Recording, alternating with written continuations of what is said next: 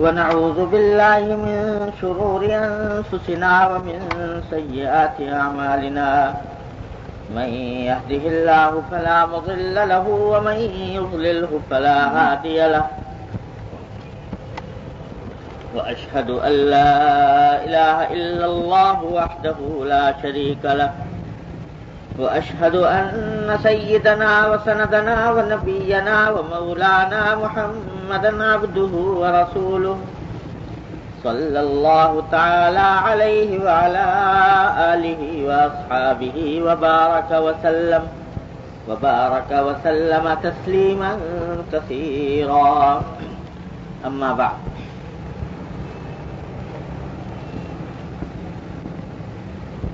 یہ ایک حدیث پچھلے جمعہ میں شروع کی تھی اور وہ ناتمام رہ گئی تھی. خلاصہ اس کا یہ تھا کہ ایک صحابی ہیں حضرت جابر ابن سلیم رضی اللہ تعالی عنہ، وہ یہ کہتے ہیں کہ میں حضور اقدس صلی اللہ علیہ وسلم کی خدمت میں مدینہ منورہ حاضر ہوا، اور جب پہلی ملاقات ہوئی پہچانتے بھی نہیں تھے کہ حضور اقدس صلی اللہ علیہ وسلم کون ہیں. لوگوں سے معلوم کرنے پر پتہ لگا تو پہلے سلام کیا، سلام میں علیک السلام کہا. آپ نے تلقین فرمائی کہ علیک السلام کے بجائے السلام علیکم کہنا چاہیے. پھر چلتے وقت انہوں نے درخواست کی کہ مجھے کوئی نصیحت کیجیے. تو آپ نے پہلی نصیحت تو یہ فرمائی کہ لا تسبن احدا، کسی کو برا نہ کہو، کسی کو گالی نہ دو، کسی کی بدگوئی نہ کرو. تو لفظی معنی اس کے گالی دینے کے بھی ہوتے ہیں، بدگوئی کرنے کے بھی ہوتے ہیں اور برا کہنے کے بھی ہوتے ہیں. یہ گالی دینے کا جہاں تک تعلق ہے، یہ تو ہر مسلمان جانتا ہے کہ وہ دوسرے کو گالی نہیں دینی چاہیے. اور گالی کے معنی ہے کہ کوئی سخت مغلظ قسم کے الفاظ استعمال کرے، کوئی بھی شریف آدمی اس کو پسند نہیں کرتا. لیکن اس کے ایک معنی یہ بھی ہے کہ کسی کو برا نہ کہو،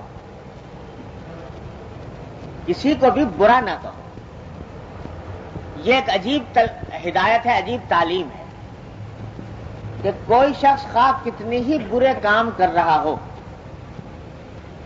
گناہ کر رہا ہے، معصیتیں کر رہا ہے، غلط کام کر رہا ہے، اس کے کام کو تو برا سمجھو، اس کے کام کو برا کہو، لیکن اس کی ذات کو برا نہ کہو. اس کے کام کو حقیر سمجھو، یہ کام اس کا بہت برا ہے، یہ کام اس کا بہت غلط ہے، اس کا کام یہ بہت حقیر اور ذلیل ہے. لیکن اس آدمی کی ذات کو حقیر اور ذلیل اور اس آدمی کی ذات کو برا کہنا یہ درست نہیں. یہ بڑی عجیب و غریب تلقین ہے ہمارے دین کی. کیوں؟ اس واسطے کہ ذات کو برا کیا کہتے ہو، کیا پتا کہ اس کا انجام کیا ہونے والا ہے، آخرت میں اس کا انجام کیا ہوگا. آج بے شک برے کام کر رہا ہے اور برے کام کرنے کی وجہ سے تم اس کے کاموں کو برا سمجھ رہے ہو، اس آدمی کو برا سمجھ رہے ہو. لیکن کیا پتا اللہ تبارک و تعالیٰ اس کو توفیق عطا فرما دے، اصلاح فرما دے، اور مرنے سے پہلے اللہ تعالیٰ اس کو اچھے اعمال کی توفیق دے دے. جب اللہ کے پاس پہنچے، اللہ تعالیٰ کے پاس پاک صاف ہو کر. تو اس واسطے کیا پتا کہ کون بہتر ہے. تو اس واسطے کسی بھی ذات کو، کسی بھی شخص کی ذات کو، یہاں تک کہ کافر کو بھی ذات کو برا نہ سمجھے. اس واسطے کہ کیا پتا اللہ تعالیٰ ایمان کی توفیق دے دے، تم سے بھی آگے نکل جائے. کتنی مثالیں ہیں کہ آدمی کافر تھا، فاسق تھا، فاجر تھا، لیکن اللہ تبارک و تعالیٰ نے توفیق عطا فرمائی، اچھوں سے آگے نکل گیا.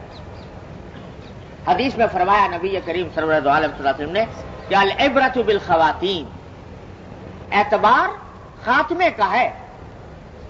خاتمہ کس حالت پر ہوا؟ خاتمہ اگر ایمان پر ہوا، عمل صالح پر ہوا، تو اللہ تبارک و تعالیٰ کے ہاں مقبول ہے، تم سے کہیں آگے پہنچ گیا۔ آپ کو واقعہ سنایا تھا شاید پہلے کہ نہیں، کہ غزوہ خیبر میں حضور اقدس صلی اللہ علیہ وسلم کے پاس ایک چرواہا آیا تھا، یہودیوں کا کہ بکریاں چرایا کرتا تھا، اور دیکھا کہ خیبر سے باہر قافلہ پڑا ہوا ہے مسلمانوں کا لشکر، تو دل میں خیال پیدا ہوا کہ جا کر دیکھوں تو صحیح کہ یہ لوگ کہتے کیا ہیں، کرتے کیا ہیں۔ تو بکریاں لے کر نکلا اور حضور اقدس صلی اللہ علیہ وسلم کی تلاش میں چلا، لشکر پڑا ہوا تھا، پوچھا کہ تمہارے سردار کہاں ہیں؟ لوگوں نے نشاندہی کر دی خیمے کی طرف، وہاں حضور اقدس صلی اللہ علیہ وسلم تشریف فرما تھے۔ اول تو اس کو یقین نہیں آیا کہ یہ اتنے بڑے سردار وہ ایسے معمولی سے خیمے کے اندر کیسے بیٹھے ہوں گے۔ اس کے ذہن میں یہ تھا کہ بہت بڑے کوئی بادشاہ ہے، کوئی بہت بڑے امیر کبیر ہے، تو کیا ٹھاٹ باٹ ہوں گے، کیا عیش و عشرت ہوگا۔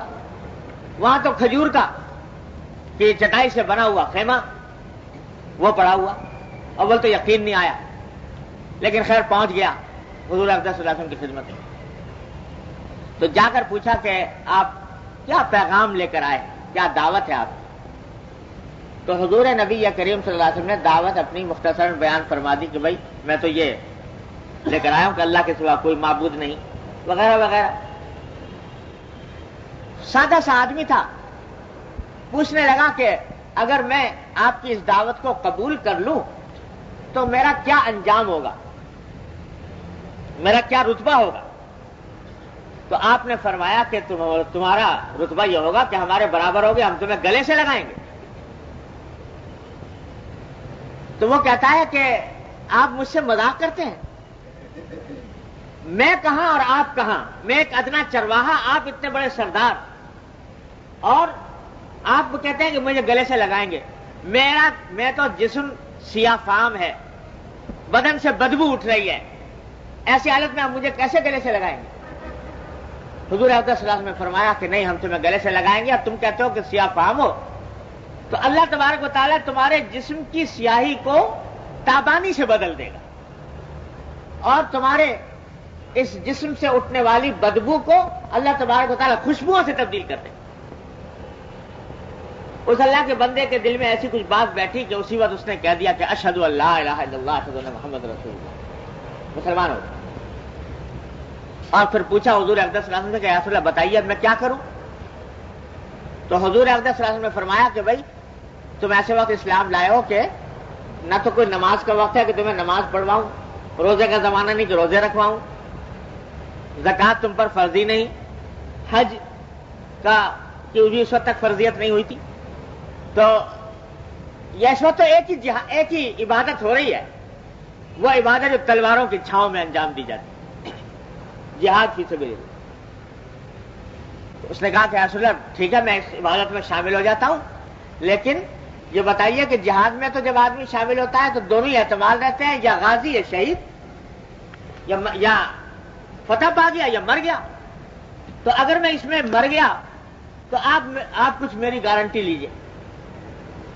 تو حضور اقدس صلی اللہ علیہ وسلم نے فرمایا کہ میں گارنٹی لیتا ہوں، ضمانت لیتا ہوں اس بات کی کہ اگر تم اس جہاد میں شہید ہو گئے تو اللہ تبارک و تعالیٰ تمہیں سیدھا جنت میں پہنچائیں گے، اور تمہارے جسم کی بدبو کو خوشبو سے تبدیل فرما دیں گے، تمہارے چہرے کی جو سیاہی ہے وہ سفیدی میں تبدیل ہو جائے۔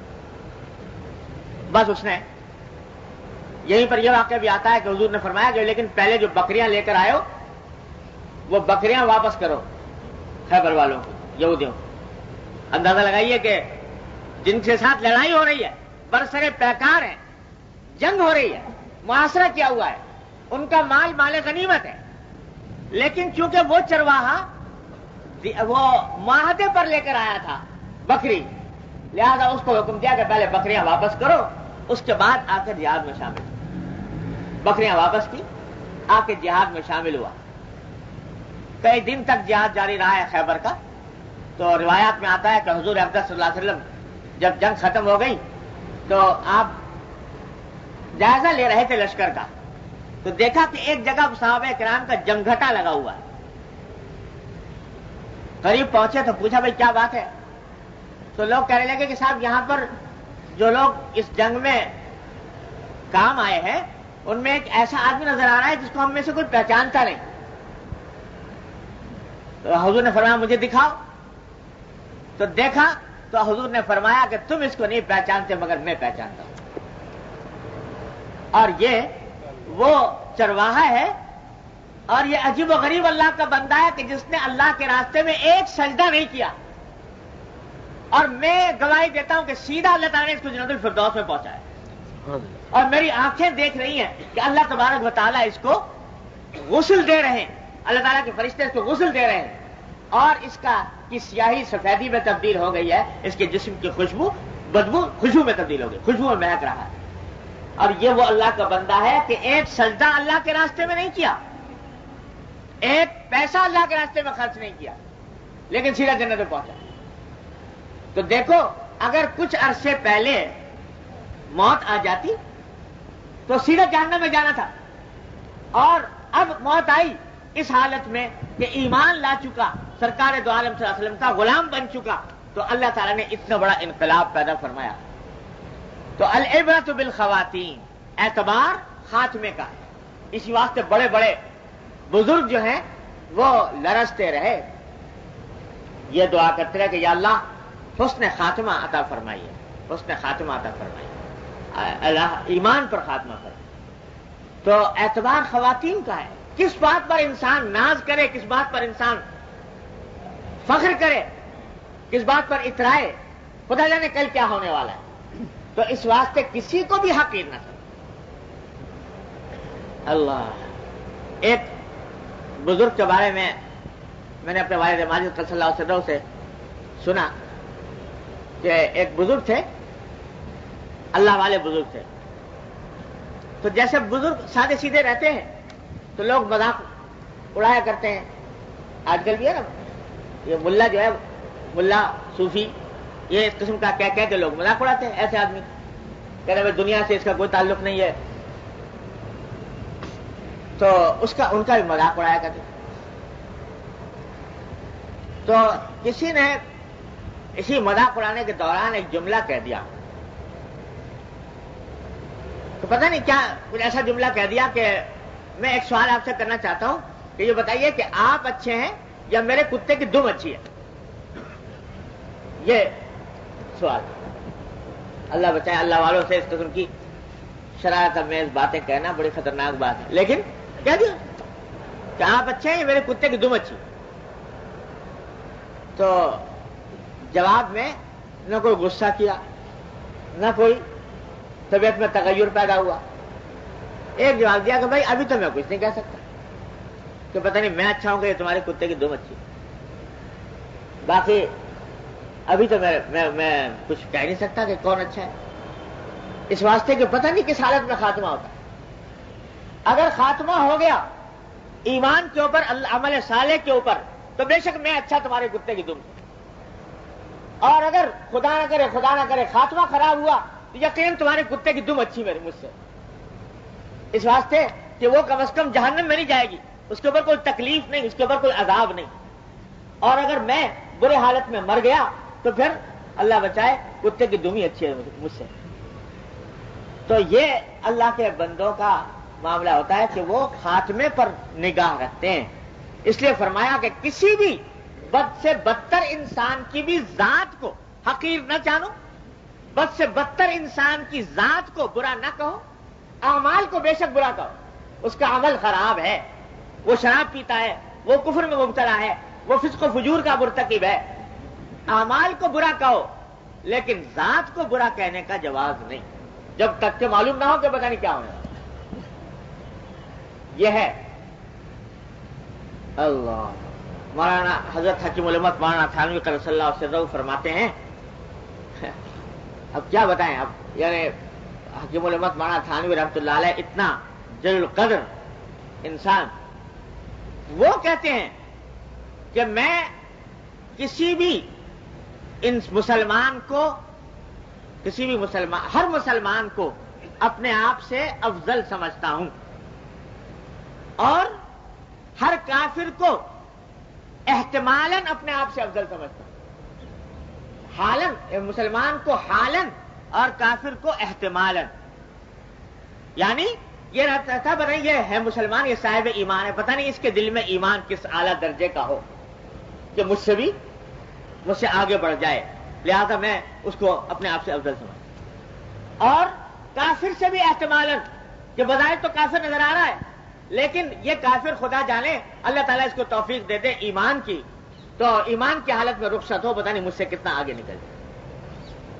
تو میں مومن سے حالاً اور کافر سے احتمالاً، کافر کو احتمالاً اپنے سے افضل سمجھتا ہوں۔ اب بتائیے ہم شمع کے شمار قطار میں، ابھی کچھ دن پہلے ہمارے یہاں حضرت ڈاکٹر حفیظ اللہ صاحب مدد اللہ تعالیٰ ان کو آپ سے سلامت رکھتے وہ تشریف لائے تھے۔ وہ حضرت مفتی محمد حسن صاحب رحمۃ اللہ علیہ کے خلیفہ ہیں، اور حضرت مفتی صاحب رحمۃ اللہ علیہ کی بڑی صحبت اٹھائی ہے، اور حضرت مفتی محمد حسن صاحب رحمۃ اللہ علیہ حضرت حکیم الامت مولانا تھانوی کے عاشق زار تھے،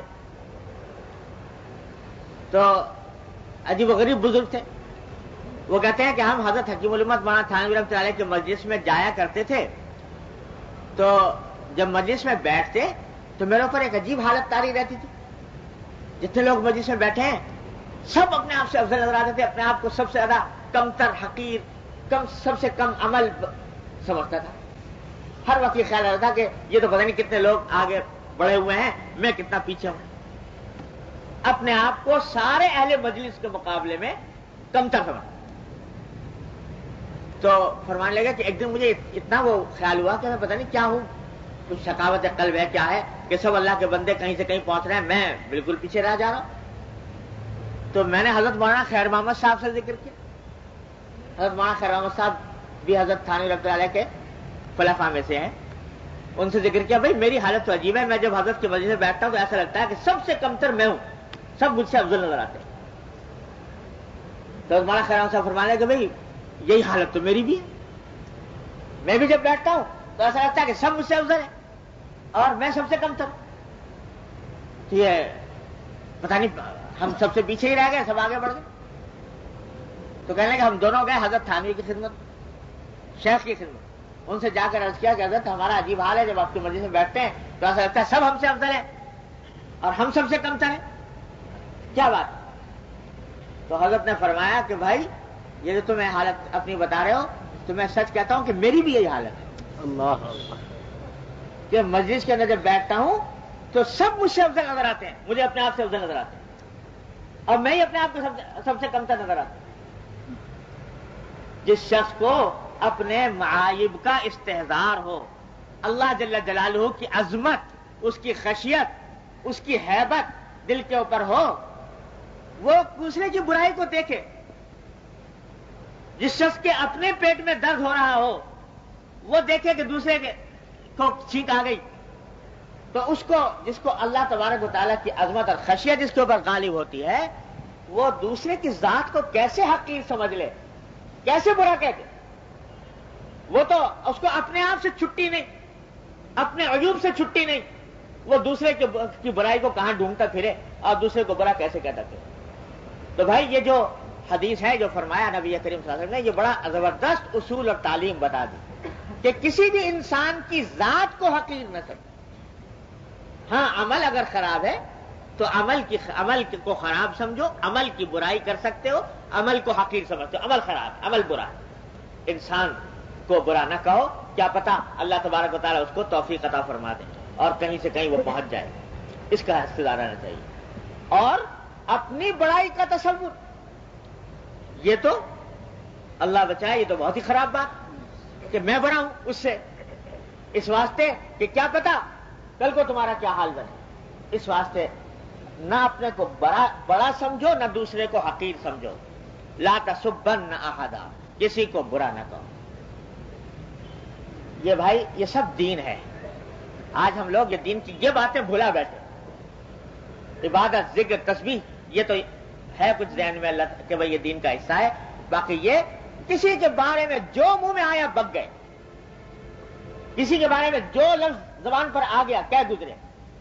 یاد رکھو کہ ایک ایک لفظ ریکارڈ ہو رہا ہے اللہ تبارک و تعالیٰ کی بارگاہ میں، ما یلفظ من قول الا لدیہ رقیب عتید۔ حضرت عبداللہ بن عمر رضی اللہ تعالیٰ عنہ ایک مجلس میں تھے، کسی نے حجاج بن یوسف کی برائی شروع کر دی، حجاج بن یوسف کو کون نہیں جانتا؟ مسلمان. مشہور ہے کہ ان کے ظلم و ستم بہت مشہور ہے. کتنے انسانوں کو بے گناہ قتل کیا، ظلم، تشدد، جبر، خدا جانے کیا کچھ مشہور ہے. ان کو برا کہنا شروع کر.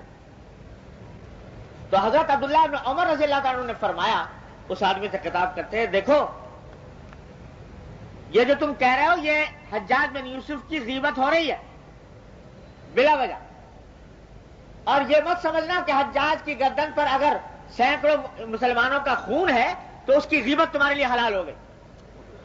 اگر اللہ تبارک و تعالیٰ اس سے سینکڑوں مسلمانوں کے خون کا بدلہ لے گا تو تم اگر اس کے خلاف اس کی غیبت کر رہے ہو، اس کی برائی کر رہے ہو، تو تم سے اس کا بھی مواخذہ ہوگا اللہ تبارک و تعالیٰ. بلا وجہ غیبت. ہاں کہیں ضرورت پیش آ گئی کسی کو بتانے کے لیے کہ بھائی یہ ذرا خیال رکھنا، ہوشیار رہنا، فلاں آدمی ذرا اس سے بچ کے رہنا، یہ تو کوئی مذاکرہ نہیں، کسی کو تکلیف سے بچانے کے لیے. لیکن بلا وجہ مجلس آرائی کے لیے برائی ہو رہی ہے تو یہ نہیں.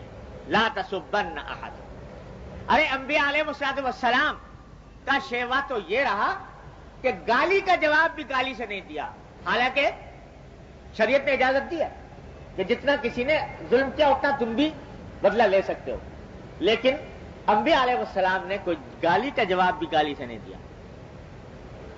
نبی کو کہا جا رہا ہے کہ یا انا لنراک فی صفاحۃ وانا لنظنک من الکاذبین، کہ نبی جیسے جلیل القدر ہستی کو کہا جا رہا ہے کہ تم بیوقوف ہو، حماقت میں مبتلا ہو، اور ہمارا خیال ہے کہ تم جھوٹے ہو.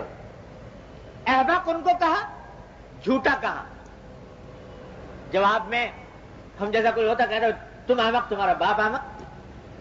لیکن جواب میں نبی کا جواب یہ ہے کہ یا قوم لیس بی صفاحۃ ولکنی رسول من رب العالمین. اے میری قوم، میں بیوقوف نہیں ہوں، میں پروردگار کی طرف سے تمہارے پاس پیغمبر بن کے آیا. یہ جواب دے رہا ہے پیغمبر. گالی کا جواب گالی سے نہیں دیا جا رہا. فرمایا کہ ہم لنراک فی ضلالۃ، ہم تو تمہیں گمراہ دیکھ رہے ہیں، ہمارا خیال ہے تم انتہائی گمراہی میں مبتلا ہو. نبی کا جواب یہ کہ یا قوم لیس بی ضلالۃ ولکنی رسول من رب العالمین. حضرت شاہ اسماعیل شہید رحمۃ اللہ علیہ، حضرت شاہ اسماعیل شہید رحمۃ اللہ علیہ کا نام سنا ہوگا آپ حضرات نے.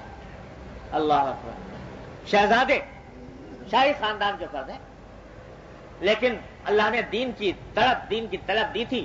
آگ لگی ہوئی تھی سینے میں دین کی بات پہنچانے کی. تو لوگ دشمن بھی ہو جاتے ہیں ایسے آدمی کے. بدعات اور شرک کے خلاف جہاد کیا تو ایسے آدمی کے دشمن بھی ہو جاتے ہیں. ایک دن جامع مسجد میں بیان فرما رہے ہیں، واعظ فرما رہے ہیں، تو کسی آدمی نے کھڑے ہو کر حضرت کو تکلیف پہنچانے کے لیے جملہ کہا کہ مولانا ہم نے سنا ہے کہ آپ حرام زادے ہیں. استغفر اللہ علیہ. اندازہ لگائیے، اتنا بڑا عالم جلیل الشان، اور صرف عالم ہی نہیں، ساری دنیا جانتی ہے کہ شاہی خاندان کے فرد ہیں، شہزادے ہیں، اور کہہ رہے ہیں یہ جملہ. انہیں مغلظ گالی کو ہے. کوئی اور ہوتا تو نہ جانے کتنا غصہ نکالتا اس کے اوپر. وہ نہ نکالتا تو اس کے حوالی موالی اس کی تکہ بوٹی کا ڈالتا. لیکن یہ پیغمبروں کے وارث ہیں. جواب میں فرمایا کہ بھائی آپ کو غلط اطلاع ملی، آپ کو غلط اطلاع ملی. میری والدہ کے نکاح کے گواہ تو اب بھی دلی میں موجود، میری والدہ کے نکاح کے گواہ تو اب بھی دلی میں موجود. یہ جواب دیا جا رہا ہے گالی کا. یہ ہے پیغمبرانہ اخلاق، یہ ہے پیغمبرانہ سیرت کہ گالی کا جواب بھی گالی نہیں دیا جا رہا کہ جائے کہ ابتدا میں انسان گالی کسی کو دے، ابتدا میں برا کہے. یہ ہے نصیحت. تو اب دیکھیے کہ حضور اقدس صلی اللہ علیہ وسلم نے ان صحابی کو جو پہلی ملاقات ہے، ابھی آپ نے دیکھا کہ حضور کو پہچانتے بھی نہیں تھے، پہلی ملاقات، اور پہلی ملاقات میں چلتے وقت نصیحت مانگی. کیا نصیحت؟ تو پہلی نصیحت یہ فرمائی کہ لا تسبن احد، کسی کو برا مت کہو، کسی کو گالی مت دو. چنانچہ وہ صحابی بھی پھر صحابی تھے. کہتے ہیں کہ جب حضور نے یہ نصیحت فرما دی، فما سببت بعدہ حرا ولا عبدا ولا بعیرا ولا شاتا، میں نے یہ نصیحت ایسے پلے باندھی کہ اس کے بعد کسی کو بھی کبھی برا نہیں کہا. آدمی تو درکنار کہتے ہیں کہ میں نے کسی اونٹ اور بکری کو بھی برا نہیں کہا, اونٹ اور بکری کو بھی گالی نہیں. جو حضور اقدس صلی اللہ علیہ وسلم یہ نصیحت فرما دی تھی, لہذا اونٹ اور بکری کے لیے بھی کوئی ثقیل کلمہ زبان سے نہیں نکلا. یہ تھے صحابہ کرام رضی اللہ تعالیٰ عنہ اجمعین کہ جب کہا کہ نصیحت کیجئے تو جو جملہ فرما دیا پھر وہ نقش ہو گیا دل پر, ساری زندگی کا دستور العمل بن گیا کہ اب یہ کلمہ نکل نہیں سکتا غلط نہ کلمہ. ایک تو نصیحت یہ فرمائی. دوسری نصیحت یہ فرمائی کہ وَلَا تَحْقِرَنَّ مِنَ الْمَعْرُوفِ شَيْئًا, کہ کسی نیکی کے کام کو حقیر ہرگز نہ سمجھنا. پچھلے جمعہ میں اس کی کچھ تفصیل عرض کر چکا ہوں کہ کتنے ہی نیکی کی معمولی سی بات ہو لیکن اس کو حقیر سمجھ کر نہ چھوڑو کہ معمولی بات ہے, کیا فائدہ ہو جائے گا. ارے چھوٹی سی نیکی ہے لیکن کیا پتا تمہاری دنیا بدل دے. چھوٹی سی نیکی کی وجہ سے تمہاری زندگی میں انقلاب آ جائے اور اللہ تعالیٰ نقطہ نواز ہے, کیا پتا ہے کہ اسی کی بنا پر مغفرت ہو جاتی ہے. اس لیے چھوٹی سے چھوٹی نیکی کو حقیر نہ سمجھیں. اس کی تفصیل گزشتہ جمعہ میں عرض کر چکا ہوں. اسی کا ایک مقابل حصہ ہے کہ نیکی کو حقیر سمجھ کر چھوڑنا نہیں چاہیے اور گناہ کو حقیر سمجھ کر اختیار نہیں کرنا چاہیے. نیکی یہ سوچ کر نہ چھوڑے کہ بھائی چھوٹی سی نیکی ہے, کیا کون سا انقلاب آ جائے گا, کون سی مجھے جنت دلوا دے گی, اس وجہ سے نہ چھوڑے بلکہ کر گزرے. اللہ تعالیٰ اس کی برکت سے کیا پتا ہے کہ انقلاب پیدا کر ہی دے. اور گناہ خواہ کتنا ہی چھوٹا نظر آتا ہو لیکن اس کے چھوٹا ہونے کی وجہ سے اس گناہ کو کرو مت. یہ بھی بہت بڑا دھوکہ ہوتا ہے شیطان کا. ایک گناہ کرنے کا خیال آیا دل میں, بہت زیادہ تقاضا نہیں ہے, خیال آ گیا لیکن ساتھ میں خیال ہے بھائی گناہ ہے چھوڑ دو. عین وقت پہ شیطان بہکاتا ہے کہ میاں کیا تم کر رہے ہو کہ اتنے بڑے بڑے گناہ تو پہلے ہی کر رکھے ہیں, اگر یہ چھوٹا سا گناہ بھی کر لو گے تو کون سا قیامت آ جائے گی. تو اگر بچنا ہے تو بڑے گناہوں سے بچو, اس چھوٹے سے کیا بچ رہے ہو.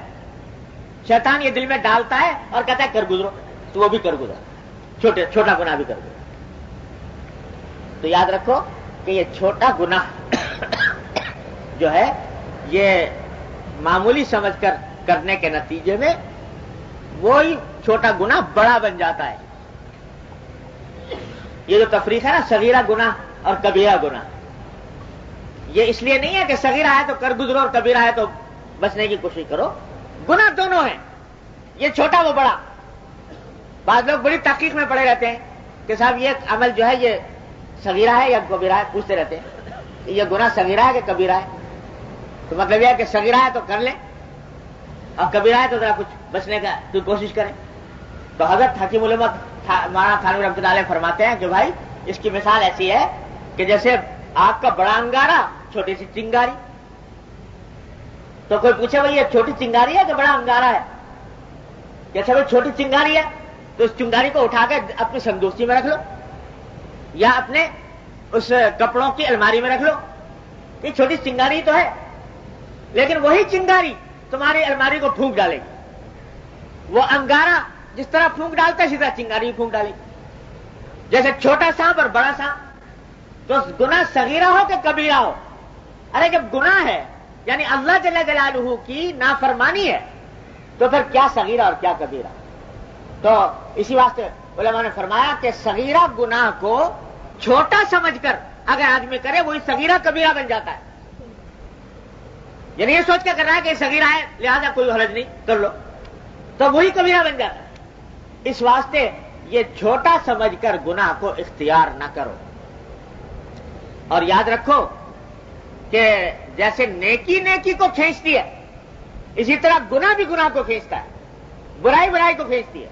آج تم نے ایک چھوٹا گناہ کر لیا یہ سوچ کر کہ چھوٹا سا ہے کر گزرو, وہ پھر تم سے دوسرا کرائے گا, پھر تیسرا کرائے گا, چوتھا کرائے گا, اور یہاں تک کہ بات پھر کسی حد پر رکنے والی نہیں ہوگی.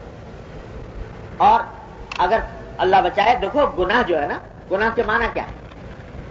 خوب سمجھ لیجیے. جہنم پہنچانے کے لیے کافی، وہ چھوٹی ہو کے بڑی. اس واسطے اگر کسی ایک گناہ پر بھی پکڑ ہو گئی اللہ تبارک و تعالیٰ کے ہاں تو بچت کا راستہ نہیں، اللہ بچائے. تو اس واسطے کسی گناہ کو چھوٹا سمجھ کر اختیار نہ کرو. اللہ.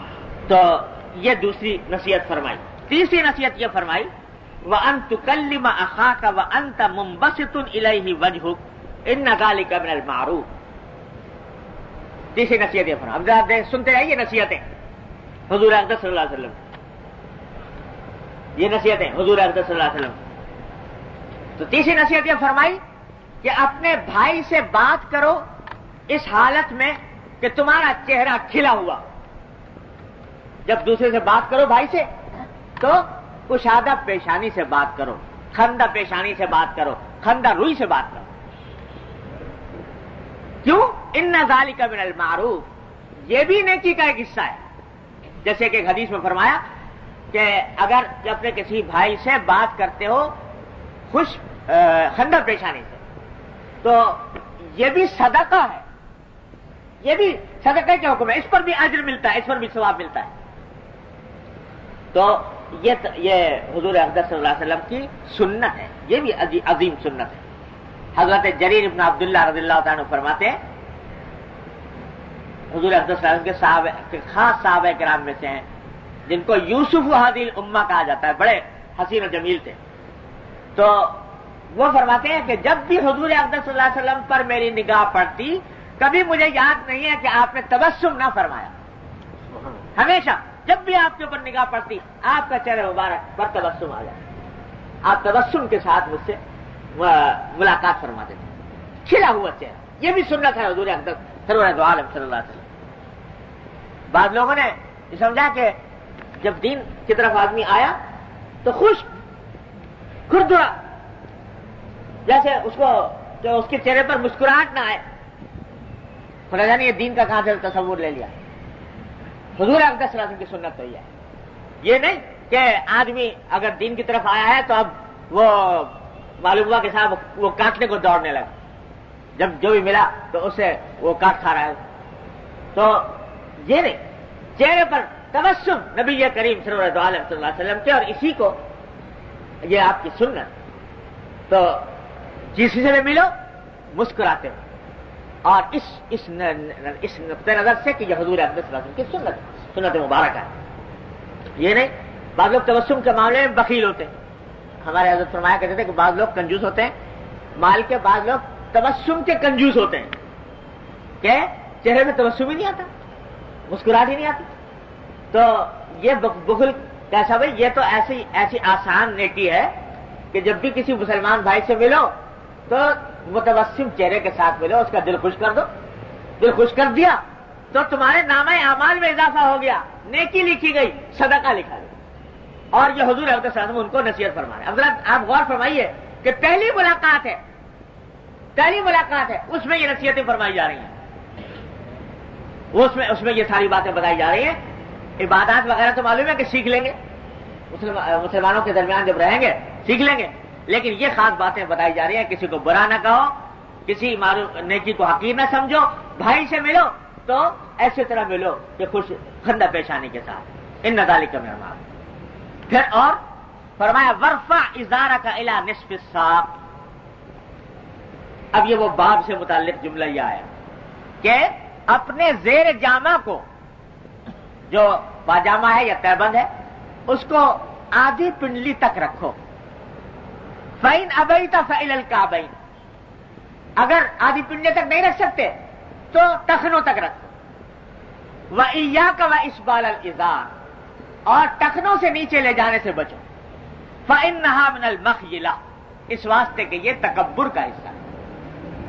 صاف صاف حضور اقدس صلی اللہ علیہ وسلم نے بتا دیا. اور یہاں پر آپ ذرا دیکھ لیجئے کہ نصیحتیں جو فرمائی جا رہی ہیں پہلی ملاقات میں، اسی میں یہ بات فرمائی جا رہی ہے کہ یہ سب کام کرو اور ساتھ ساتھ اپنے ازار کو، اپنے تہبند کو، اپنے پاجامے کو ٹخنوں سے نیچے نہ ہونے دو. اس واسطے کہ نیچا ہوگا تو یہ تکبر کی علامت ہے.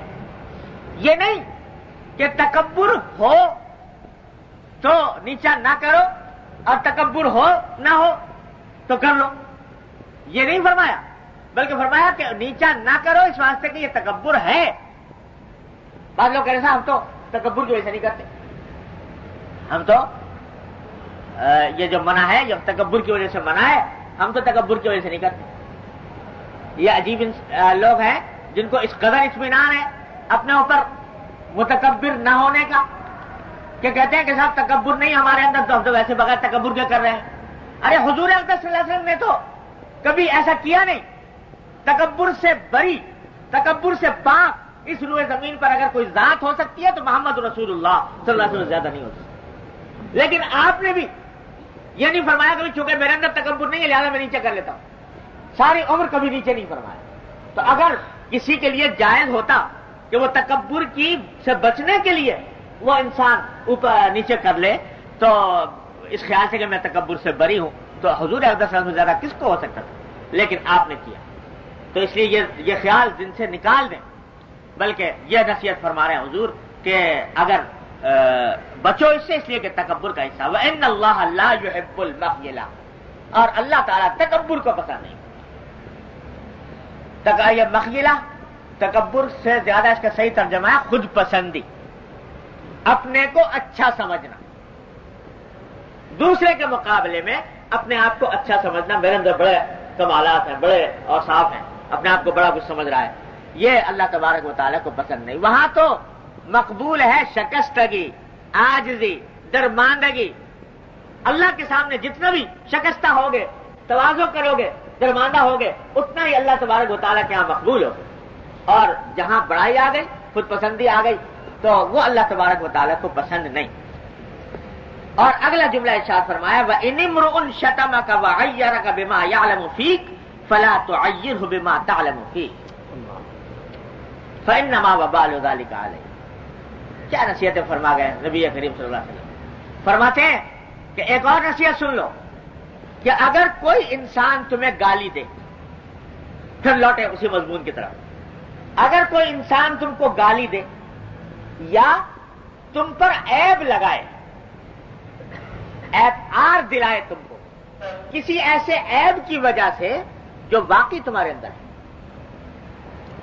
جو تمہارے اندر وہ جانتا ہے کہ فلاں عیب ہے، اس عیب کی وجہ سے تمہیں عیب لگا رہا ہے، آر دلا رہا ہے، تمہارے اندر فلاں عیب ہے، برا بھلا کہہ رہا ہے، گالی دے رہا ہے، تو فرمایا فلا تعیرہ بما تعلم فیہ، اس کے بدلے میں اس کے جس عیب کو تم جانتے ہو اس کی وجہ سے اس کو آر نہ دلاؤ۔ بدلے میں گالی کے بدلے میں گالی نہ دو، آر دلانے کے بدلے میں اس کو آر نہ دلاؤ۔ کیوں؟ فإنما وبال ذلك علیہ، کیونکہ تمہیں جو گالی دی یا تمہیں جو آر دلائی اس کا وبال اس کے اوپر ہے، اس کا مواخذہ اس سے ہوگا۔ تم بدلہ لے لو گے تو بدلہ لینے سے کوئی حاصل تمہارا نہیں، کوئی فائدہ نہیں، کیا فائدہ ہے؟ اور اگر بدلہ نہیں لوگے، صبر کرو گے، تحمل سے کام لوگے، ایثار کرو گے، اللہ تبارک و تعالیٰ کیا تمہارا اجر عظیم ہے۔ ایک شخص نے تمہیں کہا بیوقوف ہو، تم نے جواب میں کہا تم ہو بیوقوف، تو چلو بدلہ لے لیا، کوئی ناجائز کام تو نہ ہوا، لیکن فائدہ کیا ملا بھائی؟ تم نے اس کو بیوقوف کہہ دیا تو کیا دنیا آخرت کا کیا فائدہ حاصل ہوا؟ اور اگر خاموش ہو گئے کہ اس نے کہا بیوقوف، تم خاموش ہو گئے، دل میں کڑن پیدا ہوئی، دل میں اونٹن ہوئی، دل میں غصہ بھی آیا، ضبط کر گئے، صبر کیا، تو کیا ہوا؟ اللہ تعالیٰ فرماتے ہیں انما یوفی الصابرون اجرہم بغیر حساب، اللہ تبارک و تعالیٰ صبر کرنے والوں کو ان کا حساب، ان کا اجر بے حساب دیتے ہیں۔ تو ایک ذرا سی زبان کو روک کر اور اپنے نفس پر قابو پا کر تم نے بے حساب اجر کما لیا، اور آج پتہ نہیں لگ رہا، جب قبر میں پہنچو گے، جب اللہ تبارک و تعالیٰ کے حضور حاضر ہوگے، اس وقت پتہ لگے گا کہ یہ زبان کو روک لینے سے اور ذرا سا خاموش رہ جانے سے کتنا عظیم فائدہ حاصل ہوا۔ تو بتاؤ یہ فائدہ زیادہ قابل قدر ہے یا یہ کہ تم نے اپنا بدلہ لے لیا، دل کی بھڑاس نکال لی، کیا دیا تم بیوقوف؟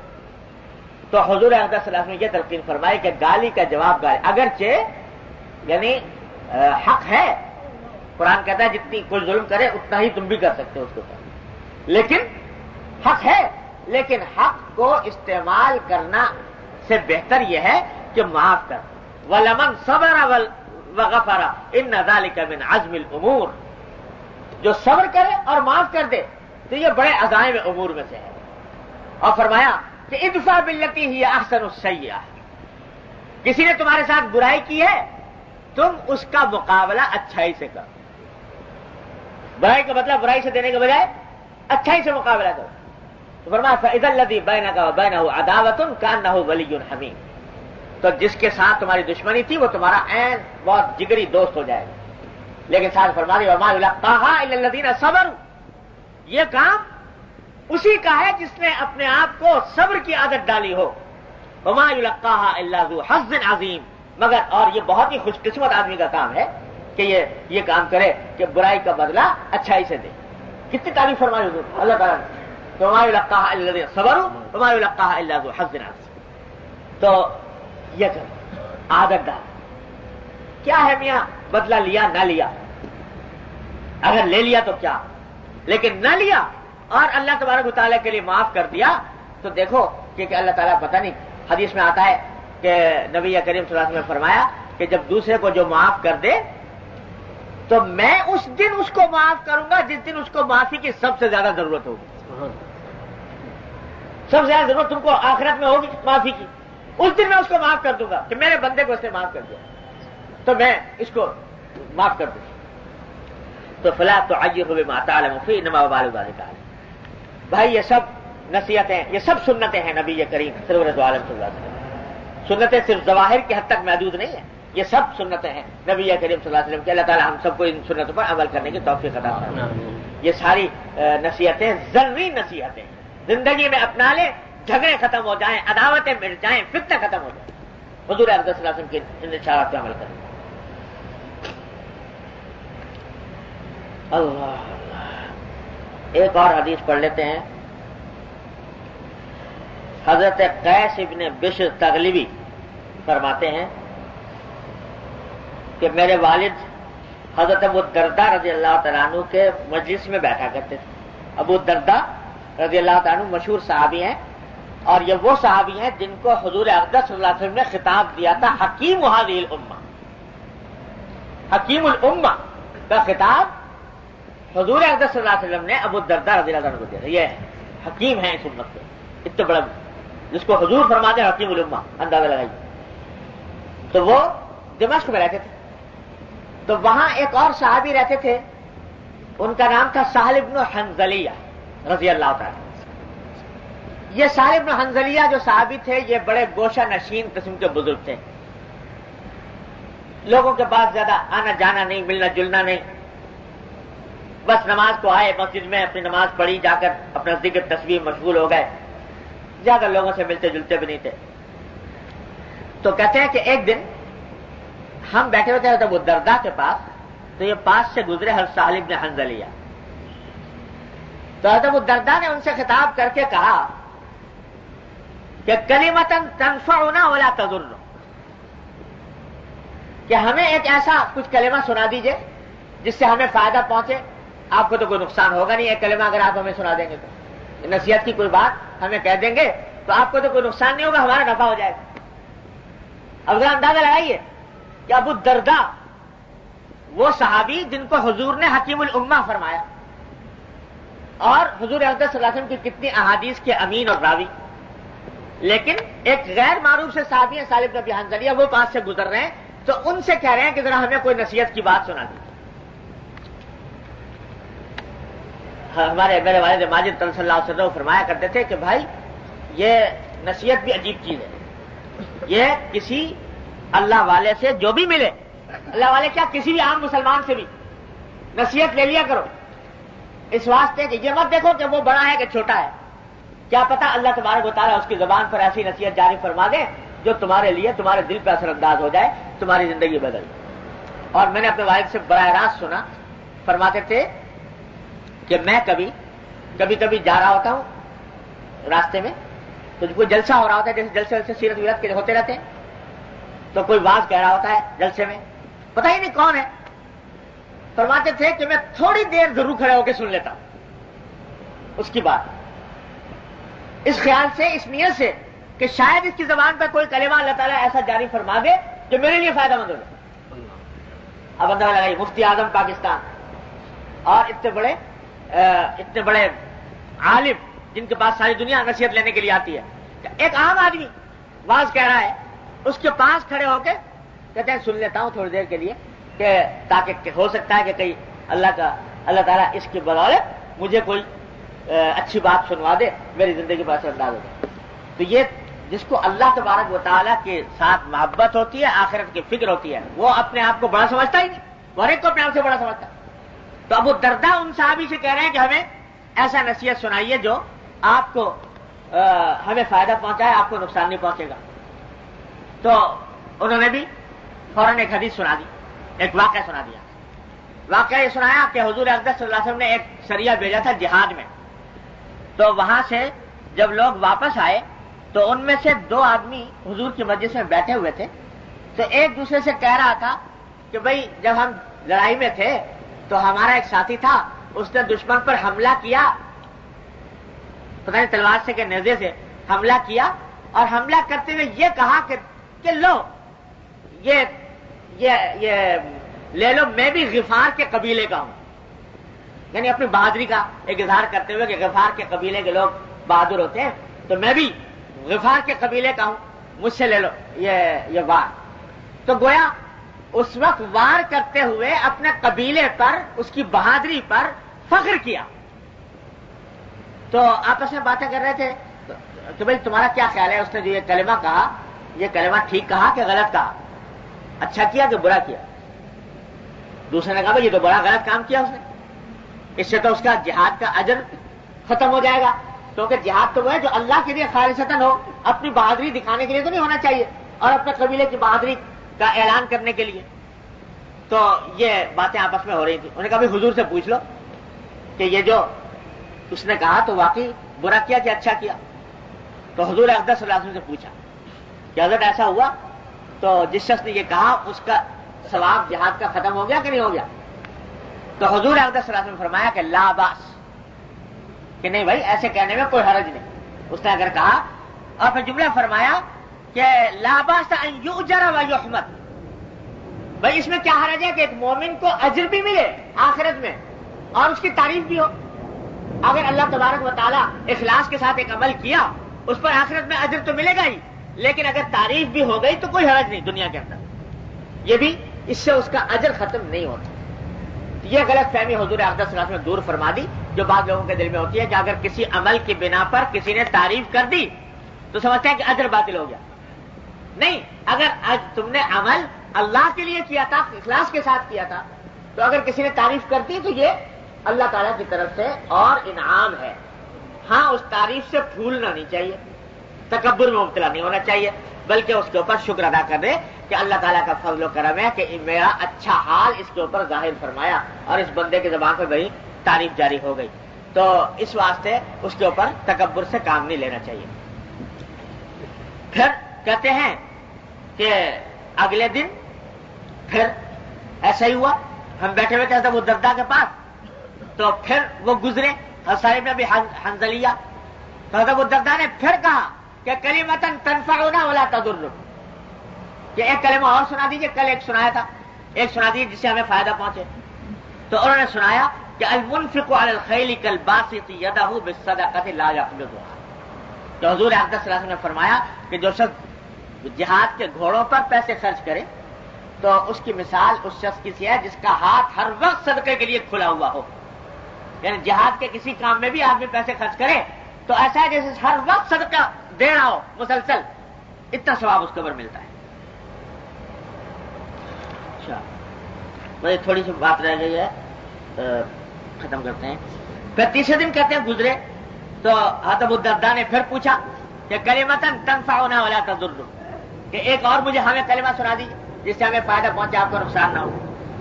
تو انہوں نے کہا کہ حضور اقدس صلی اللہ علیہ وسلم نے ایک صحابی تھے، ان کا نام خریم اسدی تھا. تو ایک دن ان کا ذکر آیا تو آپ نے فرمایا کہ بھئی خریم اسدی بڑا اچھا آدمی ہے، اگر اس کے بال لمبے نہ ہوتے اور اس کا ازار ٹخنوں سے نیچے نہ ہوتا.